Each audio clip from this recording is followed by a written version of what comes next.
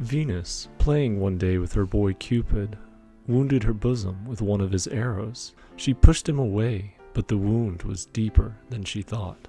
Before it healed, she beheld Adonis and was captivated with him. She no longer took interest in any of her favorite activities or temples. She left and absented herself from heaven, for Adonis was dearer to her than heaven.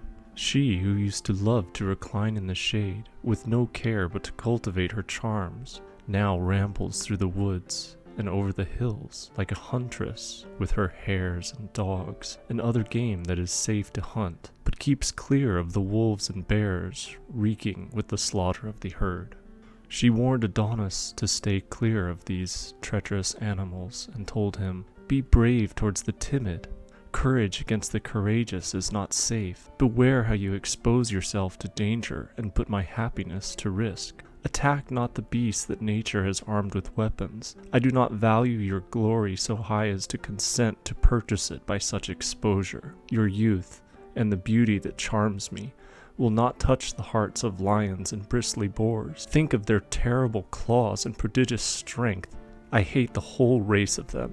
In another story, Aphrodite is responsible for changing the characters Atalanta and Hippomenes into lions for their ingratitude to her. Having given him this warning, she mounted her chariot drawn by swans and drove away through the air, but Adonis was too noble to heed such counsels. The next day the dogs had roused a wild boar from his lair, and the youth threw his spear and wounded the animal with a sidelong stroke. The beast drew out the weapon with his jaws and rushed after Adonis, who turned and ran, but the boar overtook him and buried his tusks in his side and stretched him, dying upon the plain. Aphrodite hadn't even gotten that far away, and she heard his groans coming up to the sky. She turned her white-winged coursers back to earth. As she drew near and saw from on high his lifeless body bathed in blood, she alighted and, bending over it, beat her breast and tore her hair. Reproaching the fates, she said,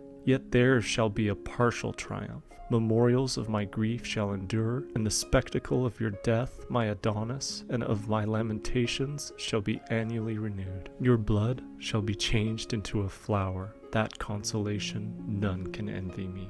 Thus speaking, she sprinkled nectar onto the blood, and as they mingled, bubbles rose as in a pool on which raindrops fall, and in an hour's time there sprang up a flower of bloody hue like that of a pomegranate. But it is short-lived. It is said the wind blows the blossoms open and afterwards blows the petals away, so it is called anemone, or windflower, from the cause which assists equally in its production and decay.